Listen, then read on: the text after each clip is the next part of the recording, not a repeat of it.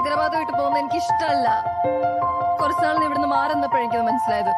നീ ഒന്ന് ചോദിച്ചില്ലേ നിന്നെ ടേക്ക് കെയർ ചെയ്യുന്ന ഞാൻ എൻജോയ് ചെയ്തിട്ടില്ലെന്ന്? ഞാൻ ശരിക്കും എൻജോയ് ചെയ്തിട്ടുണ്ട് സച്ചിൻ. I love you.